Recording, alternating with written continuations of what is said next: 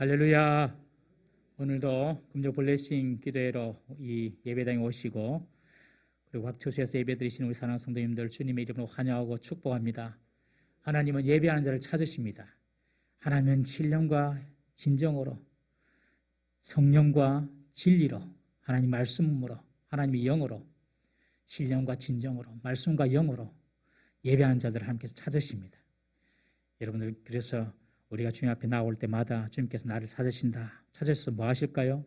우리 기도를 들어주시고 우리 권사님 말씀하신 것처럼 우리에게 음성으로 들려주시고 그리고 우리가 만나주시는 은혜가 있는 줄 믿으시기 바랍니다.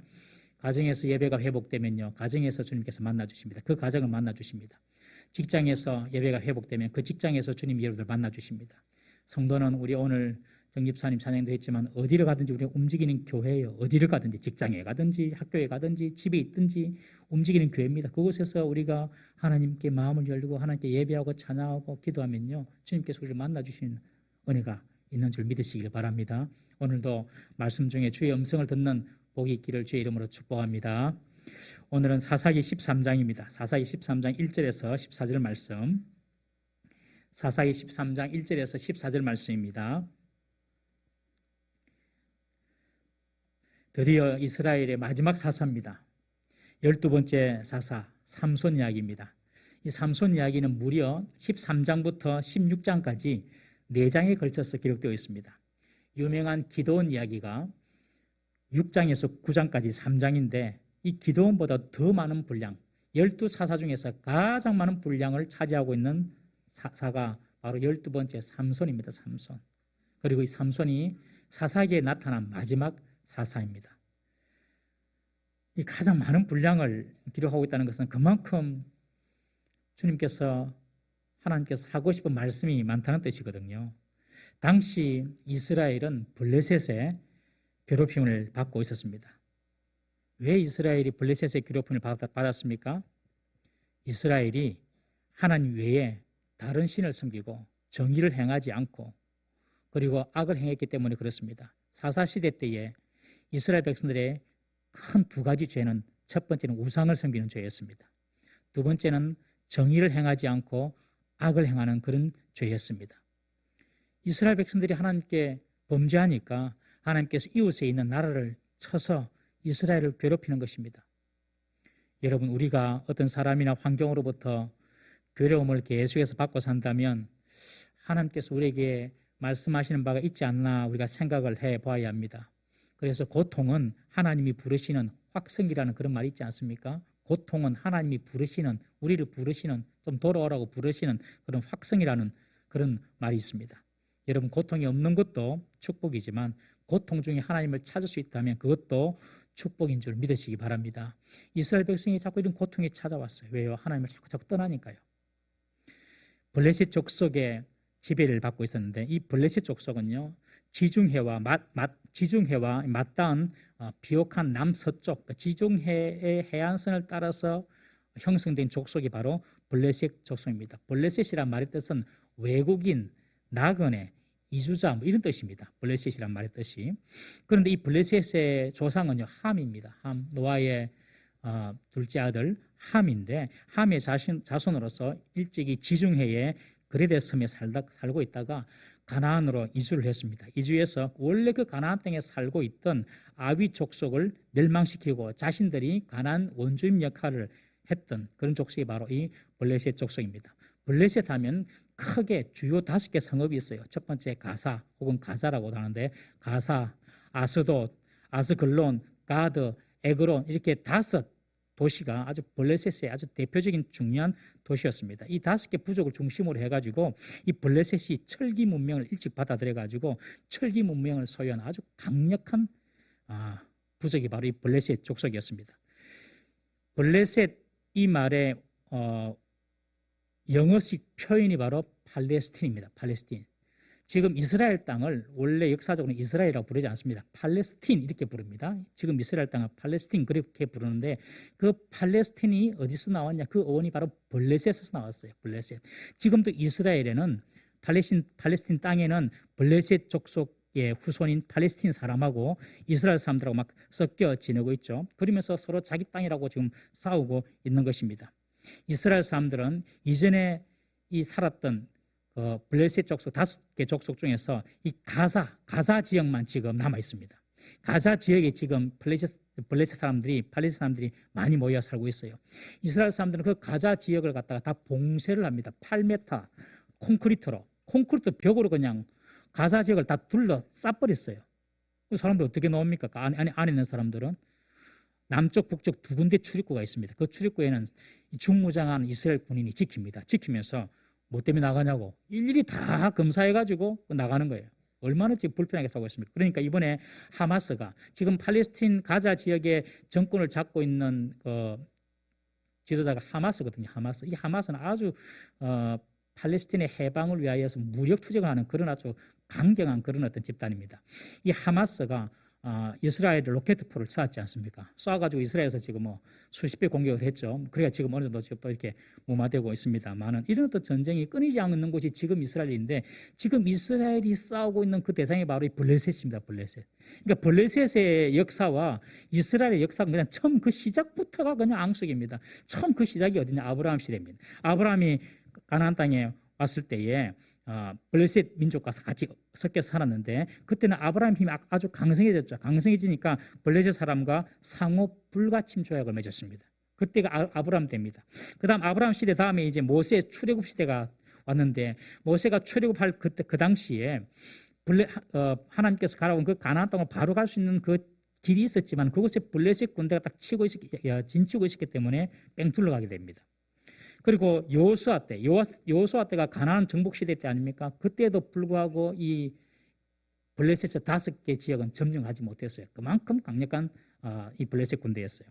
그리고 사사시대 때 우리가 지금 보고 있지만 이 사사시대 때 접어들어서 이 블레셋 사람들은요 철기 문명을 딱 가지고 있어가지고 이스라엘이 그들을 이기지 못했어요. 겨우 세 번째 사사 삼갈 시대 때에 소모는 막대기로 블레셋 군대 600명을 죽였던 그런 시절이 있었고요. 그리고 지금 이제 이 삼손 시대에는 오히려 이스라엘을 블레셋이 40년간이나 지배하며 괴롭히고 있는 그런 시대가 되었습니다.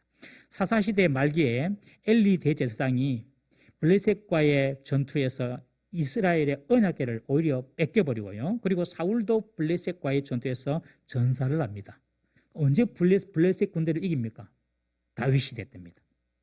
다윗, 솔로몬 시대 때 그때 통일왕국 시대에 오면서 블레셋이 이스라엘에 완전히 예속이 되어서 조공을 바치는 그런 신세로 이제 전락하게 되었죠. 그 전까지는 이 블레셋이 철기 문명 가지고 아주 강력한 나라였습니다. 지금도 이제 블레셋이 이제 팔레스타인 사람들이 가자 지역에 모여 있으면서 이스라엘과 지금 교전을 하고 있는 것입니다. 정말 엄밀하게 말하면 이 팔레스타인 땅도 사실은 이 블레셋, 팔레스타인이 그 사람들이 자기 주인이 아닙니다. 원주인이 아닙니다. 원주인은 아까 말씀드린 것처럼 아위 족속이라고 신명기 2장 23절에 나타나는데 그런 족속에 살고 있었어요. 그렇지만 어쨌든 지금 그 지역을 블레셋 땅이다, 이스라엘 땅이다 하면서 지금 싸우고 있는 것입니다. 아마 사사 시대 때에 그 전에 여호수아 시대 때에 블레셋 사람들 다 몰아냈으면은 이런 일 없었을 거예요. 그렇지만 어쨌든 지금 이스라엘은 지금 블레셋에 의해서 40년 동안 통치를 받고 있는 그런 시대가 되었습니다. 이때 하나님은 삼손이라는 마지막 12번째 사사를 일으키셔서 블레셋에서 이스라엘을 구해 주시려고 합니다. 우리 1절 말씀 읽어보겠습니다. 사사기 13장 1절입니다. 시작. 이스라엘 자손이 다시 여호와의 목전에 악을 행하였으므로 여호와께서 그들을 40년 동안 블레셋 사람의 손에 넘겨주시니라. 40년. 우리가 일제의 압제를 받는 시간이 한 35년 6개월 정도 되거든요. 35년 6개월. 그래서 35년이다, 뭐 46년이다 그렇게 이야기하는데 여러분 지금도 우리 일제의 침략 가운데서 살았기 때문에 얼마나 일본 문화가 많습니까? 지금도 우리나라에. 그런데 이스라엘이 블레셋에서 40년 지배를 받았으니까 얼마나 이스라엘이 그 블레셋의 영향을 많이 받고 있었겠습니까? 여러분 이 40년은요 지금까지 이스라엘이 이방 족속들에게 지배받은 시간 중에서 제일 긴 시간입니다. 제일 긴 시간. 우리가 사사기의 패턴을 알 것입니다. 범죄하고 타락하고 또 하나님께 살려달라고 부르짖고 하나님께서 사사를 통해서 구원 주시고 또 평안 주시면 또 범죄하고 타락하고 또 이스라엘 백성이 또 부르짖으면 하나님께 사사 주셔서 또 구원해 주시고 또 평안 주시고 또 평안하면 또 범죄하고 타락하고 이게 이스라엘 사사기에 나타난 패턴이지 않습니까? 그런데 이 패턴만 그냥 단순히 그냥 반복적으로 되는 것이 아닙니다, 여러분. 이 패턴이 계속 반복될수록, 즉 반복되는 죄가 계속 이어질수록 나타나는 현상이 두 가지가 있는데, 첫 번째는 죄로 인한 고통이 더 길어진다는 것입니다. 죄가 반복되면 여러분 고통이 길어져요. 불순종과 죄가 반복될수록 고통이 계속 길어집니다. 첫 번째 사사 온니엘 때는 메소포타미아 왕 구산 리사다임에 의해서 8년간 지배를 받았습니다. 8년간. 그 다음에 두 번째 사사 에후 때에 모압 왕 에글론에 의해서 18년간 지배를 받았습니다. 그리고 드보라 때는 가나안 왕 야빈에 의해서 20년 지배를 받았습니다. 계속해서 점점 늘어나죠. 그리고 기드온 때 와서 7년을 지배받습니다. 미디안 때. 7년 받으니까 뭐 작아진 거 아니야? 그게 아닙니다. 7년이지만 이 미디안 때는 미디안 족속이 그 어떤 때보다 아주 그 이스라엘을 아주 압박하면서 통치했기 때문에 7년이지만은 이스라엘 백성들이 그 7년 동안 자기 집에 살지를 못했습니다. 산속에 들어가서 그냥 토구를 불을 뚫고 뭐 그렇게 살았어요. 7년 동안 자기 집에 못 살았어요. 그러니까 이 기드온 때에 7년 미디안의 통치를 받았지만 기간적으로는 좀 적다고 볼 수 있지만은 혹독한 지배를 받았습니다.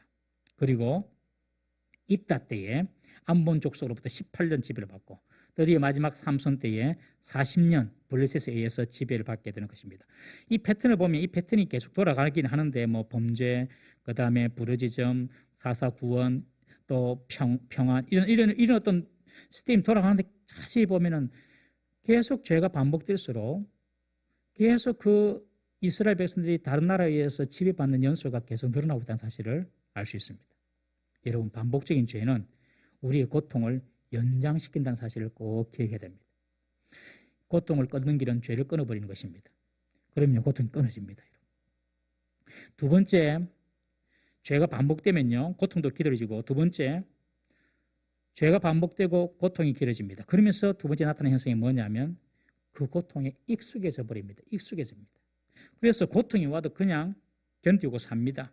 고통을 당연한 것으로 여기고 더 이상 하나님을 찾지 않습니다.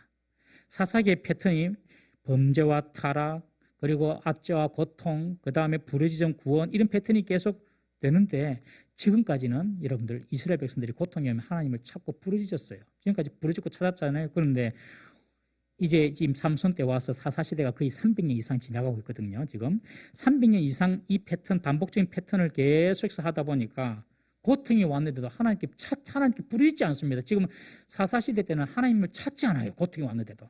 무엇입니까? 그냥 고통에 익숙해져 버린 것입니다. 삼손 시대에 블레셋에게 40년 동안의 고통을 받았지만 이스라엘은 하나님을 부르짖지 않습니다. 오늘 본문에 보면 찾질 않아요. 유일하게.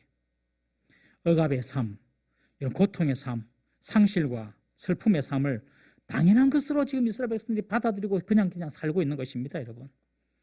인도에 보면 카스트 제도라는 제도가 있어요. 인도에는 사람을 4계급으로 딱 나눕니다. 4계급.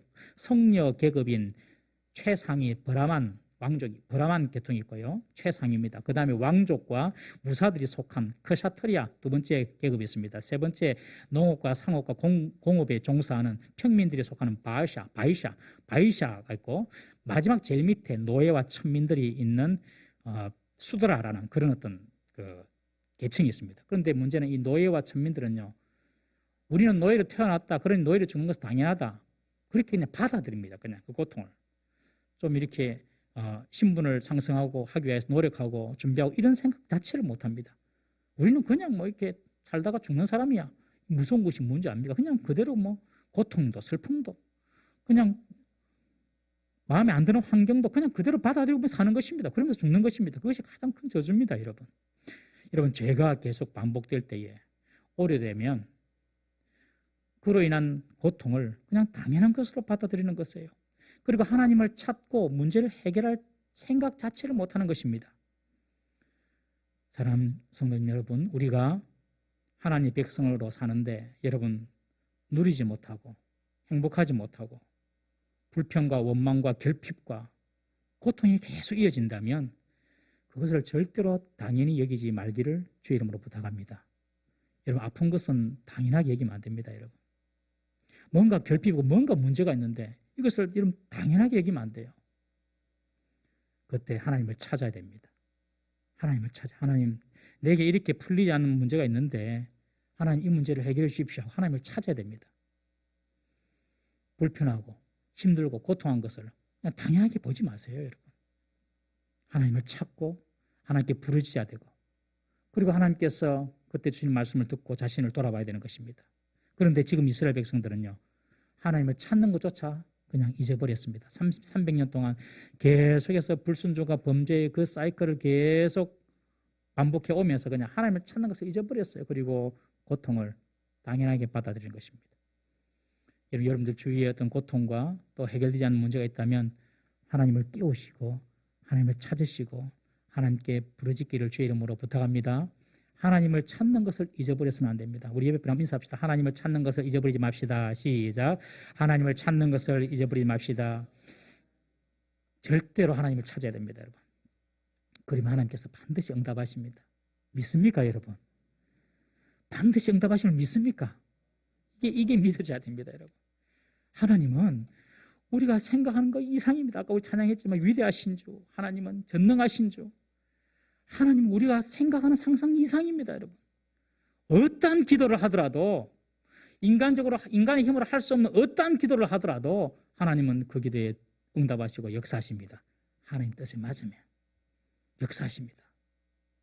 그러니까 우리 스스로 지레 짐작해가지고 이거는 안 돼, 이거는 돼, 이거는 하나님이 좀 어려우실 것 같아, 이건 하나님께서도 좀 아닐 것 같아, 그렇게 재단하지 말고, 여러분들 마음속에 소원이 있고 여러분들 마음속에 열망과 갈망이 있으면 그냥 하나님께 부르짖는 겁니다. 하나님.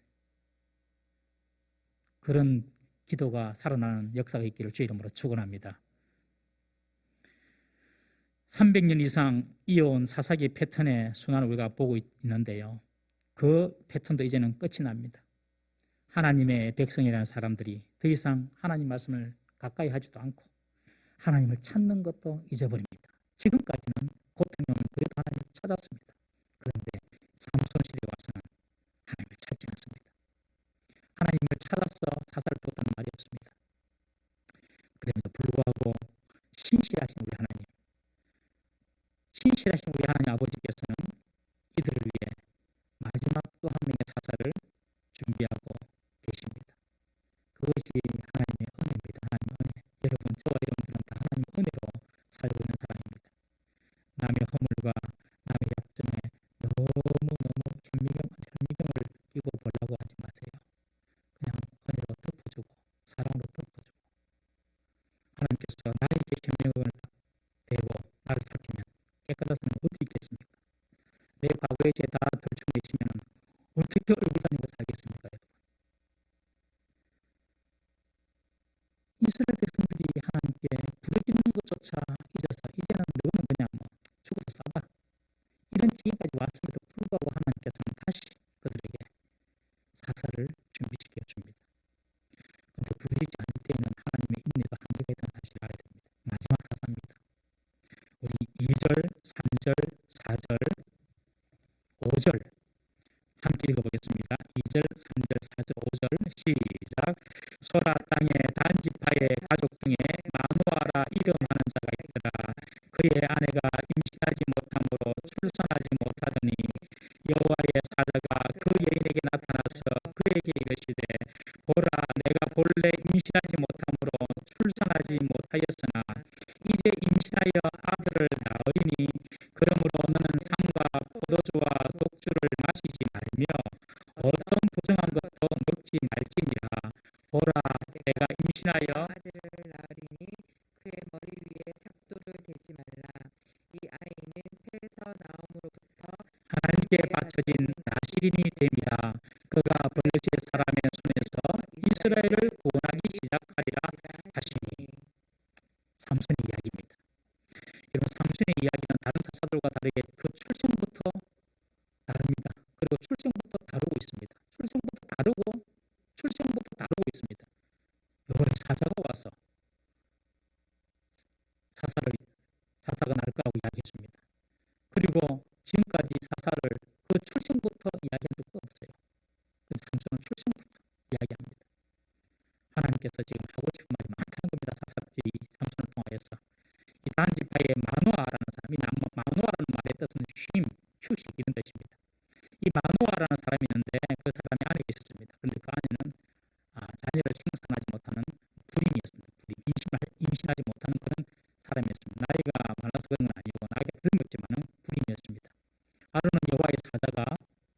그녀에게 나타나서 네가 불임이지만 아들을 낳을 것이다 라고 말해줍니다.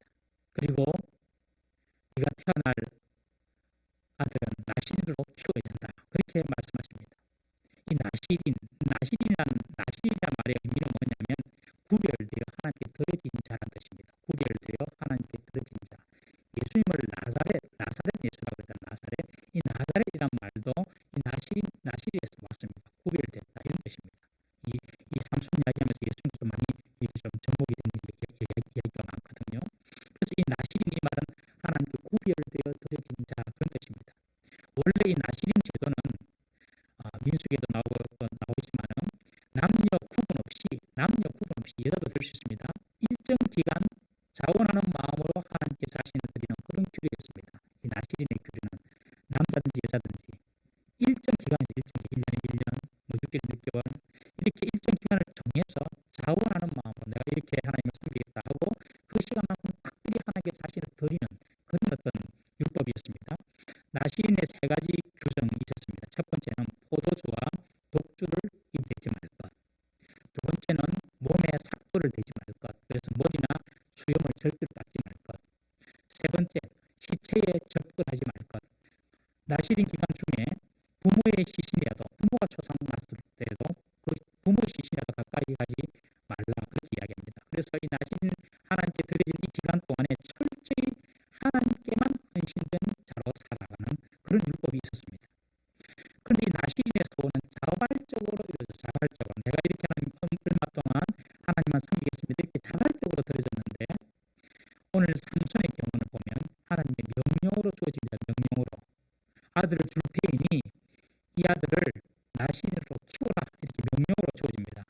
이것은 당시 워낙 이스라엘이 하나님 말씀에 불순종하고 하나님을 떠나 있으므로 이제 하나님이 직접 구별된 자를 선택하여서 평생 나실인으로 살면서 이스라엘을 구원하시기로 하나님이 작정하신 겁니다. 그래서 하나님이 마누의 아내에게 불임하는 아내에게 내가 아들을 줄 테니 그 아들은 평생 나실인으로 살아라. 평생 술을 멀리하고 머리를 자르지 않고 그렇게 살아야 됩니다. 삼손은 보십시오. 술을 멀리하고 머리를 자르지 않으면 외모에서부터 눈에 띄죠. 하나님 그걸 원하신 것입니다. 나실인 구별된 자, 하나님께 구별되어서 드린 자는 세상과는 좀 구별돼야 된다. 세상에서 딱 보더라도 저 사람은 좀 나실인에 이렇게 볼 수 있도록 구별되게 하나님은 나실인이 세상 속에서 살기를 원하셨습니다. 그리고 그런 구별된 자를 통하여서 하나님께서 일하심을 보여주고자 하는 것이죠. 오늘날 하나님은 우리 성도들이 세상 속에서 이런 나실인으로 살아가기를 원하시는 사실을 꼭 믿으시기 바랍니다. 세상은요 황금 만능주의입니다. 돈이면 다 됩니다. 만문주의가 판을 치는 시대입니다. 세상은요 음란과 쾌락을 추구하면서 그걸 위하여 삽니다. 세상은요 자기가 우상이 되어서 자기 이기주의로 살아가려고만 하고 있습니다. 그게 문 밖에만 나가보십시오. 이것이 세상입니다. 황금 만능주의, 쾌락 음란주의, 그리고 이기주의 이 세상입니다. 절대로 교회 안에 이런 것들이 들어오면 안 됩니다. 여러분. 세상이 교회 안에 들어오면 안 됩니다. 아시겠죠? 절대로 교회 안에 이런 것들이 들어오면 안 됩니다.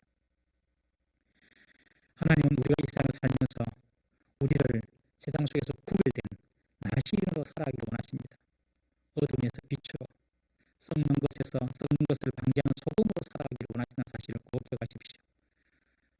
자신보다 남을 먼저 생각하고 돈보다 사람을 더 중요시 여기며 이 땅에 속한 것만 추구하면서 사는 사람들에게 세상과 다른 기준, 다른 가치관을 보여주면서 저 하늘나라의 영광을 바라보고 사는 자들이 어떤 자인지를 보여주도록 하나님은 원하고 계시는 것입니다. 그것이 바로 세상과 구별된 나실인의 삶인 것입니다. 저와 여러분의 삶이 세상 속에서 이렇게 세상 사람들과 구별되어야 됩니다. 그렇게 되길 바랍니다. 구별되어야 됩니다. 특별히 우리들도 이 나실인 이 규정을 가지고 우리 자신에게 적용해 볼 필요도 있습니다. 우리가 어느 정도 기간을 정해놓고 또 세상을 멀리하고 정말 말씀과 기도에 힘쓰는 그런 나실인 기간을 정해서 하나님을 섬기는 것도 의미가 있을 것입니다.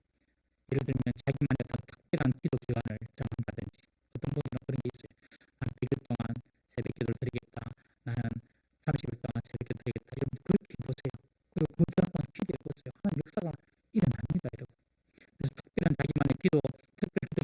보지도 않다든지, 아니면 어느 기간 동안에 내가 정말 올해는 나의 교회에서 이 교회에서 모이는 모든 공적인 예배에 내가 힘써서 참여하겠다, 이런 것도 결심하는 것도 좋고요.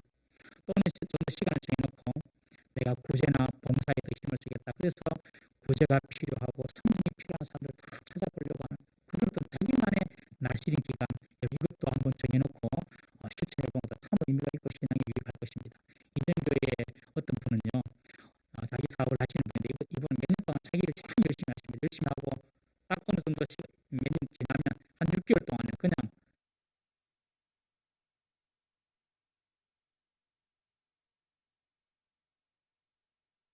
막 돕고 선교사님 연결해가지고 6개월은 6개월, 3개월은 3개월 가서 그냥 봉사하고 그냥 들어옵니다. 그분은 그게 자기의 어떤 그 패턴이래요. 그 기간만큼은 내가 하나님께 드린다 이거거든요. 여러분, 우리가 이렇게 하나님 앞에서 특별한 어떤 기간을 정해놓고 세속과 멀리하고, 그리고 하나님 보시기에 하나님을 더 가까이 하나님을 섬기는 그런 어떤 자기만의 어떤 나시린의 기간, 여러분 그런 기간도 한번 여러분들 한번 기대해 보시기 바랍니다. 여호와의 사자는 아이를 줄 테이니 나시린으로 키워라, 그렇게 명령을 합니다. 그런데 오늘 본문에 보면 좀 특이한 것이 있어요.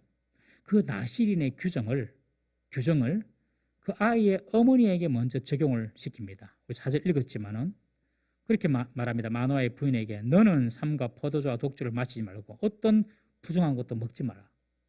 이것은 나시린의 규정이거든요.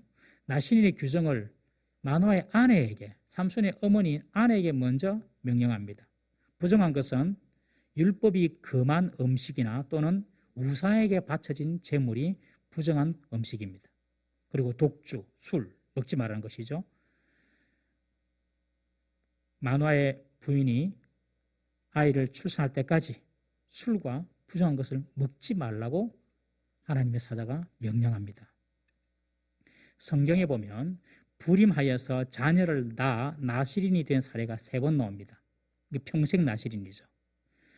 불임 중에 있다가 자녀를 낳아서 나시린으로 만든 3가지의 첫 번째가 오늘 본문에 나타나 있는 삼손의 어머니고, 두 번째가 사무엘을 낳은 한나입니다. 세 번째가 세례요한을 낳은 엘리사벳입니다. 이 3사람이 불임 중에 있다가 천사의 계시를 받고 자녀를 낳아서 그 자녀가 평생 나시린이 된 예입니다. 그런데 천사가, 그리고 본문에 나타난 여호와의 사자가 그 어머니에게 이렇게 나시린의 규례를 요구한 적이 없었어요. 이 삼손의 어머니한테만 나시린의 생활 방식 중에서 포도주나 독주 먹지 마라, 부정한 거 먹지 마라, 이러면서 절제를 명령하셨습니다. 왜 그랬을까요? 한나에게도 이런 말 하지 않았습니다. 그리고 엘리사벳에게도 이런 말 하지 않았습니다. 왜 이 삼손의 어머니한테만 너 술 먹지 마, 너 부정한 거 먹지 마, 그렇게 이야기했을까요? 예, 술 먹었으니까요. 뭐 어렵습니까? 간단하십니다. 술 먹었으니까. 이 삼손의 어머니가 술 먹고, 마노아의 엄마가 술 먹고, 부정한 거 맛있다 싶으면 뭐 우상에게 바쳐진 제물이든지 뭐 먹고 그랬다는 거예요. 그러니까 그런 정신 상태로 아이를 낳아가지고 어떻게 아이를 나시린으로 키울 수가 있겠냐는 것입니다. 이 삼손의 어머니는 그 당시 사람, 뭐 특별한 사람도 아닙니다. 삼손의 어머니가 뭐 특별히 나쁜 것도 아니고요, 특별히 또 대단한 것도 아니고요. 그 당시 사사시대가 다 자기 소견대로 살아가는 시대 아니었습니까? 그 당시 사사시대가 다 자기 좋을 대로 살아가는 시대였기 때문에 이 삼손의 어머니도 특별한 사람이 아니거든요. 그렇기 때문에 그렇게 살았던 것이죠. 자신이 불임입니다. 불임이 그 당시 불임, 오늘하고 차원이 해석이 다르죠. 그 당시 불임은 하나님이 내리신 벌로 이해했습니다. 불임은 자녀를 못 낳는다는 것은 그것은 천형이다. 신이 하늘이 내린 벌이다. 자녀를 못 낳으면 하나님께 버림받은 자로 느꼈습니다. 여러분, 내가 하나님께 버림받은 자로 느꼈다. 그러면 뭐 해야 됩니까? 그 여자는 뭐 해야 될까요? 예, 뭐 하죠? 한나는 뭐 했죠? 한나는 뭐 했습니까? 기도했죠. 그런데 이 삼손의 엄마는 기도할 생각도 안 합니다. 이 삼손의 엄마가 뭐 잘못했다 이런 차원보다도 그냥 그 당시의 사사시대의 일반적인 여자. 그냥 먹고 싶으면 먹고 술 마시고. 요새 여러분들 아줌마들도 술술 잘 먹어요. 식당에 가보면은 아줌마들이 소주를 탁 갖다 놓고 쫙 먹어요. 요즘 술만 그렇습니까? 담배도요. 길거리에서 부금부금 피고요. 옛날에는 여자들이 좀 이렇게 자기 체면 차린다고 숨어서 했는데 요새는 그런 것도 없어요. 여자가 타락하면 세상이 망합니다, 여러분. 여자가 그래도 지켜줘야 됩니다. 가정도 여자가 딱 버티고 있어야 됩니다.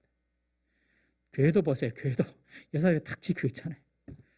자, 사회도 여자들이 딱 제자리 지키고 있어야 되는데 그냥 다 타락해 가고 있어요, 지금 세상에. 젊은이도 보십시오. 젊은이도 오늘 금요일 아닙니까? 금요일. 동네 나가보시고 광안리 나가보시고 해운대 나가보세요. 젊은이들이 그냥 돌아다니면서 술 마시고 돌아다닙니다. 버글버글합니다, 청년들이. 오늘 여기에 나와 있는 우리 예은아, 저 혜지, 정말 이 시대가 정말 악하고 엄난한 시대가 되고 있습니다, 여러분. 그러니 이 사사시대가 그런 시대니 이 삼손의 어머니가 그냥 뭐 똑같이 산 거예요. 한나는 다른 여자였어요. 확실했죠. 한나는 기도했습니다. 자기의 부림을 두고. 그런데 이 삼손의 엄마는 기도도 하지 않았습니다. 하나님을 찾는 모습이 없습니다. 그런 여인이었으니 그냥 뭐 술도 마시고 했겠죠. 그래서 천사가 네 아들이 나신이로 자랐는데 네가 술 마시면 안 된다. 독주 끊어라. 술 끊어라. 그리고 부정한 음식은 먹지 말라. 그렇게 명령했던 것입니다. 이스라엘을 구원할 사사를 품기 위해서는 너 자신의 습관부터 고쳐라는 것입니다. 여러분, 우리 자녀들이 하나님께 쓰임받는 탁월한 자녀가 되기를 다 원하시죠? 예, 다 원하실 겁니다. 그러면 우리 부모의 행실부터 고쳐야 할 줄로 믿습니다. 혀 짧은 훈장 이야기 알죠? 아이들에게 바람풍자를 가르치면서 따라해라. 바담풍. 아이들이 훈장 스님의 소리를 듣고 바담풍 하니 얘들아 바담풍이 아니고 바담풍이야. 자기가 혀가 짧으니까 바람풍을 이야기해 줘야 되는데 바담풍. 얘들아 바담풍이 아니고 바담풍이야. 바람풍을 해야 됩니까? 혀가 짧으니. 이런 것처럼 혀 짧은 훈장 선생님처럼 우리는 그렇게 못 살면서 니는 그렇게 살아야 돼. 제가 이 설교 준비하면서 제가 먼저 회개했습니다. 제가 그러고 있더라고요. 제가 지금 자녀들 키우면서 그러고 있더라니까요. 제가. 우리가 이런 혀 짧은 훈장님 뒤에서는 안 될 줄로 믿습니다. 삼손의 어머니는 자기가 바른 신앙의 삶을 살지 못하고 있기 때문에 여호와의 사자가 너부터 술을 끊고 너부터 부정한 것을 끊어라. 그렇게 말하는 것입니다. 혹시 여러분들 자녀들이 여러분들 원하게 신앙생활, 여러분들 원하는 만큼 신앙생활 못하면 집에 돌아가셔서 자녀들에게 사과하시기 바랍니다. 내가 잘못 가르쳤다. 내 때문에 네가 이런 것 같다. 한번 해보세요. 자녀들이 살아납니다, 여러분. 여호와의 사자가 삼손의 어머니에게 네가 나실인 날 엄마인데 너부터 나실인의 규례를 지켜라. 그렇게 지금 말하고 있습니다. 삼손의 어머니는 자기에게 나타난 분이 사람 같은 모습이긴 한데 여호와의 사자 같기도 하고 그래가지고 도저히 누군지 물어보지도 못하고 이 사실을 먼저 남편에게 가서 알려줍니다. 우리 6절, 7절 말씀 보겠습니다. 6절, 7절 시작. 이에 그 여인이 가서 그의 남편에게 말하여 이르되 하나님의 사람이 내게 오셨는데 그의 모습이 하나님의 사자의 용모 같아서 심히 두려움으로 어디서부터 왔는지를 내가 묻지 못하였고 그도 자기 이름을 내게 이르지 아니하였으며 그가 내게 이르기를 보라 내가 임신하여 아들을 낳으리니 이제 포도주와 독주를 마시지 말며 어떤 부정한 것도 먹지 말라. 이 아이는 태에서부터 그가 죽는 날까지 하나님께 바쳐진 나실인이 됨이라 하되이다 하니라. 아내가 자기가 여호와의 사자로부터 들은 말씀을 남편에게 가서 알려줍니다. 아내 이야기를 들은 이 남편 마노아의 반응은 어떻습니까? 8절 보겠습니다. 8절 시작. 마노아가 여호와께 기도하여 이르되 주여 구하옵나니 주께서 보내셨던 하나님의 사람을 우리에게 다시 오게 하사 우리가 그 낳은 아이에게 어떻게 행할지를 우리에게 가르치게 하소서 하니. 이 마노아가 하나님께 그렇게 기도합니다. 하나님의 사람을 다시 우리에게 보내주십시오. 그리고 내가 우리에게 줄 그 아이, 앞으로 태어날 그 아이를 어떻게 내가 가르쳐야 할지 가르쳐 주십시오. 그렇게 기도를 합니다. 표면적으로 보면 아이가 태어나서 어떻게 아이를 양육할지 가르쳐 달라는 그런 기도처럼 보입니다. 그렇지만 이 마노아는 부인이 들은 말이 그 말이 안 되는 이야기로 생각한 겁니다. 부인의 말이 신뢰가 안 되는 것입니다. 이 마노아는 아주 의심이 많은 사람이었어요. 믿음이 없는 사람이었어요. 하나님이 인간에게 나타나셔서 자신들에게 이런 말씀하신다는 것 자체가 이해가 되지 않았습니다. 왜? 40년 동안 하나님이 안 나타났거든요. 40년 동안. 40년 동안 하나님 역사를 본 적이 없습니다. 그러니 아내가 하나님의 사자의 용모를 한 사람이 나타나서 이야기해 주더라. 그게 안 믿어지는 것입니다. 그리고 그 내용 자체도 안 믿어지는 것입니다. 지금 불임인데 무슨 아이를 낳노? 이런 의심이 있었기 때문에 자기가 기도합니다. 정말 하나님 그렇다면 다시 한 번만 더 나타나게 해 주십시오. 여러분, 우리가 오랫동안 하나님을 떠나 있으면 하나님이 말씀해 주셔도 듣지 못하고 놓쳐버리는 경우가 많습니다. 하나님의 음성인지 사람의 소리인지 분간하기가 어려울 때가 많습니다, 여러분. 그러므로 늘 우리는 깨어 하나님과 동행해야 할 줄로 믿습니다. 마노아의 부인도 당시 사사시대의 사람들과 똑같이 그저 자기 소견대로 그냥 살아가는 그런 아주 평범한 그런 사람이었습니다. 아내가 그런 말을 하는데 그 내용 자체도 이해가 안 되고 무슨 불임이 아기를 낳는다고 또 어떤 사람이 와서 이야기하는데 신뢰가 안 되는 것입니다. 믿음이 안 생기는 것입니다. 그런 부모였습니다. 삼손의 부모가. 그런데 하나님은 그런 집안에도 이스라엘을 구원할 사사를 주신 것입니다. 도저히 자격이 안 되는 집안에 하나님이 이스라엘을 구할 사사를 주신 것입니다. 하나님 왜 그 집에 주셨을까? 자격이 안 되는데. 그런데 거꾸로 뒤집어서 생각해 보면 그래도 마노아가 그 사사시대에는 가장 나은 사람이라서 또 이 삼손을 줄 수가 있었던 것입니다. 무슨 말입니까? 그 당시 사사시대 모든 사람들이 다 타락하고 다 하나님 말씀을 떠나고 다 자기 소견대로만 행하는 그런 시대인데 그래도 마노아는 그래도 의심이 많지만은 그 의심을 기도로 풀려고 하는 그런 자세를 볼 때에 그래도 마노아 부인은 좀 쓸만한 사람이다. 그렇게 생각해서 삼손을 그 집에 주지 않나 싶은 생각을 해봅니다. 여러분, 워낙 하나님이 쓰실 만한 사람이 없기 때문에 하나님이 사람을 쓰는 시대, 그 시대가 바로 사사시대입니다. 다 자기 소견대로 살기 때문에. 오늘날은 어떻습니까? 여러분, 오늘날은 사람들이 말씀대로 움직입니까? 자기 소견대로 움직입니까? 어떠세요? 오늘날 하나님 말씀이다. 그러면 하나님 말씀 앞에서 내 자신을 복종시키고 내려놓고 하나님 말씀을 따르려고 합니까? 하나님 말씀은 뭐라고 하든지 간에 나는 내 식대로 한다. 이겁니까, 여러분? 오늘날이 사사시대입니다. 여러분. 오늘날이. 이런 사사시대에 제가 목사로 여러분들이 직분자로 쓰임받고 있는 것은 우리가 잘나서 그런 것 절대로 아닙니다, 여러분. 사람이 없습니다. 사람. 저는 정말 그렇게 생각합니다. 사람이 없어서 제가 여기 서 있다.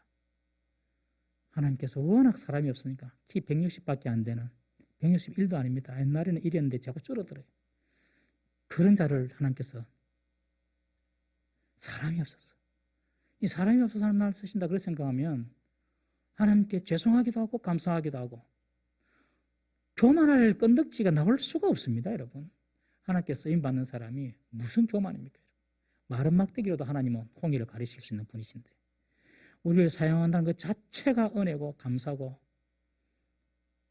또 우리가 겸손히 겸허하게 행동해야 될 그런 내용 아닙니까, 여러분? 사사시대에 워낙 쓸 사람이 없어서 마노아라도 하나님께 쓰십니다. 하나님께서 마노아의 기도를 들으십니다. 그리고 다시 그 여인에게 나타나십니다. 우리 9절 말씀입니다. 9절 보겠습니다. 시작. 하나님이 마누아의 목소리를 들으시느니라. 여인이 밭에 앉았을 때에 하나님의 사자가 다시 그에게 임하였으나 그의 남편 마누아는 함께 있지 아니한지라. 마누아가 기도했으면 하나님 마누아에게 나타나면 좋은데 마누아에게 안 나타나고 그의 아내에게 다시 나타납니다. 아내에게. 여호와의 사자가 마누아보다, 믿음 없는 마누아보다 그래도 마누아의 아내가 더 마음에 들었나 봅니다. 마누아 아내에게 다시 나타나요. 자, 10절부터 우리 14절 마지막 절까지 함께 읽어보겠습니다. 시작. 여인이 급히 달려가서 그의 남편에게 알려 이르되 보소서 전일에 내게 오셨던 그 사람이 내게 나타났나이다 하며 마누아가 일어나 아내를 따라가서 그 사람에게 이르러 그에게 묻되 당신이 이 여인에게 말씀하신 그 사람이니까 하니 이르되 내가 그러다 하니라. 마누아가 이르되 이제 당신의 말씀대로 되기를 원하나이다. 이 아이를 어떻게 기르며 우리가 그에게 어떻게 행하리이까? 여호와의 사자가 마누아에게 이르되 내가 여인에게 말한 것들을 그가 다 삼가서 포도나무의 소산을 먹지 말며 포도주와 독주를 마시지 말며 어떤 부정한 것도 먹지 말고 내가 그에게 명령한 것은 다 지킬 것이니라 하니라. 다시 이제 아내가 사람이 여기 내게 나타났던 사람이 그 사람이 나타났어요 하니 이 마누아가 쫓아가서 그 사람 만납니다. 여호와의 사자를 마누아가 만납니다. 그리고 확인합니다. 당신이 아까 우리 집사람이 나타났던 그 사람입니까?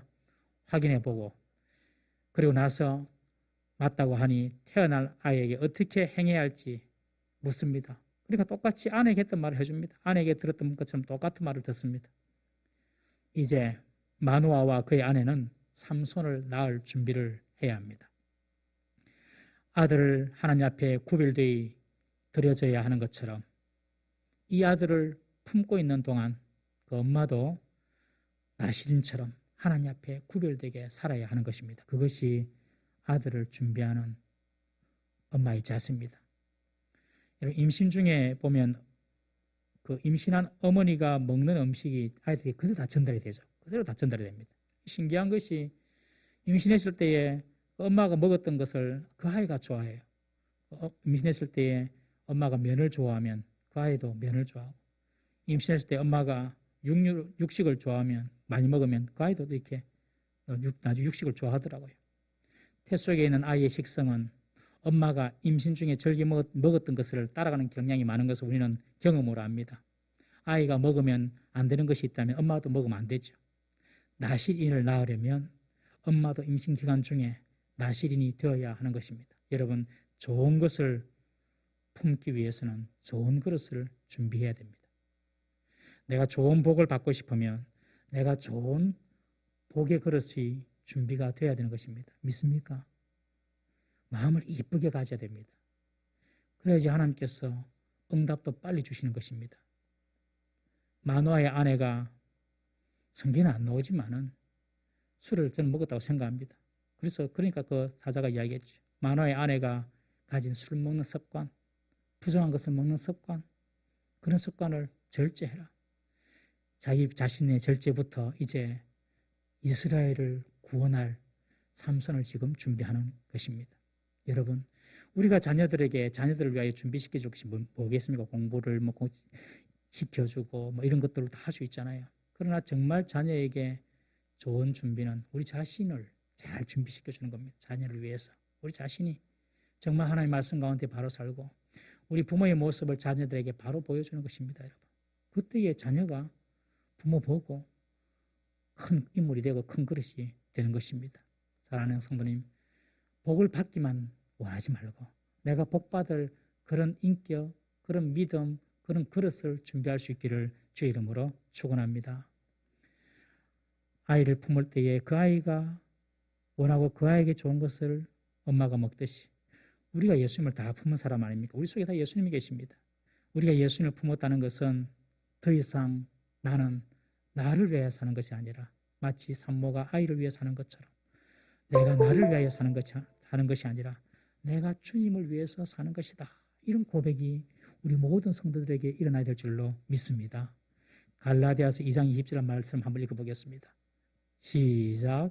내가 그리스도와 함께 십자가에 못 박혔나니 그런즉 이제는 내가 사는 것이 아니요 오직 내 안에 그리스도께서 사시는 것이라. 이제 내가 육체 가운데 사는 것은 나를 사랑하사 나를 위하여 자기 자신을 버리신 하나님의 아들을 믿는 믿음 안에서 사는 것이라.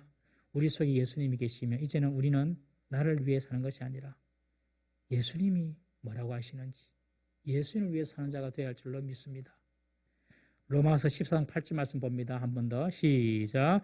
우리가 살아도 주를 위하여 살고 죽어도 주를 위하여 죽나니 그러므로 사나 죽으나 우리가 주의 것이로다. 아멘이십니까?